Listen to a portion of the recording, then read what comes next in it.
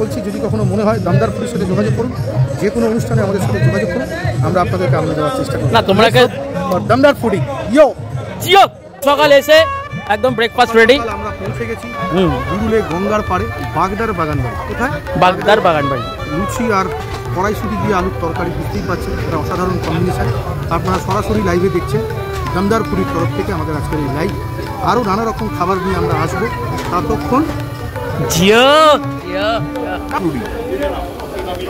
সবাই দমদার ফুডিকে সাপোর্ট করুন, লাইক করুন আর কমেন্ট করুন, কমেন্টস করে শেয়ার ভালোবাসা দিন। একটা যে কোনো অনুষ্ঠানকে সাকসেসফুলি অর্গানাইজ করতে গেলে কয়েকজন মানুষের বিশেষ ভূমিকা থাকে। বাস বা গাড়িতে করে সবাই আমরা 7টা 8টা 9টার সময় রওনা করি, কিন্তু কিছু মানুষ থাকে ভোর 5টা 5:30 6টার সময় সমস্ত সামগ্রী নিয়ে পিকনিক স্পটে পৌঁছে সব কিছুর আয়োজন করে। সেই ছেলেটার মুখে আমি একটু সামান্য খাবার উপহার স্বরূপ তুলে দিচ্ছি। যাচ্ছে যাচ্ছে চলে গেল চলে গেল চলে গেল।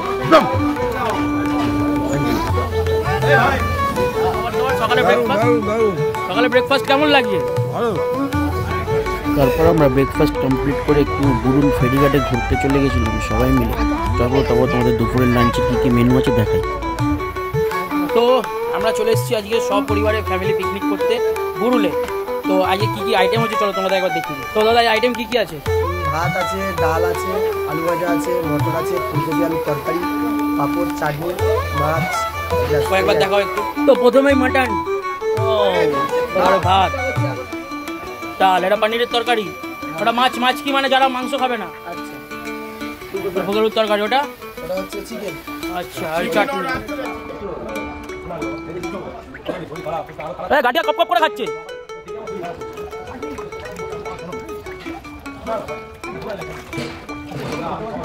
তো অলরেডি সবাই দুপুরের লাঞ্চ করতে বসে গেছে। তো লাঞ্চের চলো ভিডিওটা দেখে নাও কী কী মেনু হয়েছে। তো ফুলকপি আলুর তরকারি, ভাত, মাটন, তারপরে তোমাদের দেখিয়ে দিয়েছিলাম প্রথমে। খুব সুন্দর সুন্দর রান্নাটা, খুব সুন্দরই হয়েছে, দারুণ লেগেছে আমার। চাটনি এসে গেল, চাটনিটাও খুব ভালো লেগেছে। চলো এই দাদার একটু কিছু কথা শুনে নিই। দমদার ফুডির পক্ষ থেকে সকলকে আরও একবার গুড আফটারনুন।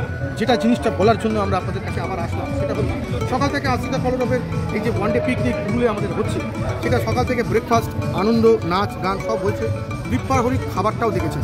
এরপর বিকেলবেলায় আমরা প্রত্যেকটা মানুষের জন্য একটা ছোট্ট আয়োজন করেছি। আমি আমার ক্যামেরাম্যান বন্ধুকে রিকোয়েস্ট করবো একবার সেই দিকটায় আলোকপাত করার জন্য।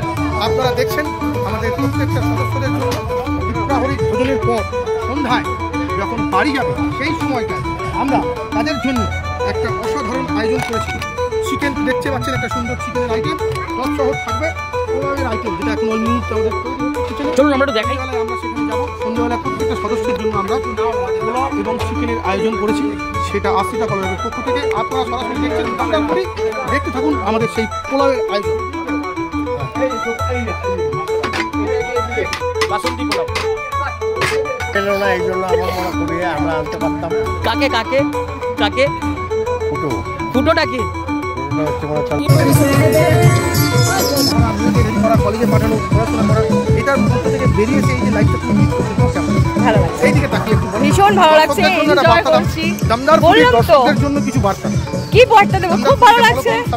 হ্যাঁ, সাবস্ক্রাইব করুন, ফলো করুন, লাইক কমেন্ট। সিরিয়াল মানে খুললে মা, কাকিমা, জেঠিমা জায়গায় সিরিয়াল এখন দেখতে পান, স্টার জলসা, জি বাংলা। তো দাদা তোমার কি প্রতিক্রিয়া একটু বলো আজকে সংক্ষেপে একটু এই পিকনিকের ব্যাপারে। বুরুলে দক্ষিণ 24 পরগনার গঙ্গার তীরবর্তী অঞ্চল বুরুল। সেই বুরুল একটি খুব সুন্দর জায়গা, গঙ্গার একদম পাশেই আমাদের বাগান বাড়ি। আমাদের ক্যামেরাম্যানকে আমি রিকোয়েস্ট করবো সেখানে বাগান বাড়িটাকে ঘুরিয়ে দেখানোর জন্য। আমরা এই বাগান বাড়িতে আজকে অনুষ্ঠানে এসেছি। এই অনুষ্ঠানে বহু এখানে উপস্থিত হয়েছেন, তাদের আমি একটু বলবো। এদিকে অনেক বাচ্চারা খেলাধুলা করছে। আমরা আমাদের সকাল থেকে নানা রকম খাওয়া দাওয়ার আয়োজন করা হয়েছে, নানা রকম স্পোর্টস ইভেন্ট আছে। আমরা ভীষণ রকমভাবে আনন্দিত। সারাদিন সবাই কর্মব্যস্ততা, ক্যামেরার সামনে থাকতে হয়, স্টেজে ফাংশন করতে হয়, আরও বহু মানুষ তাদের কর্মজীবনে আছে।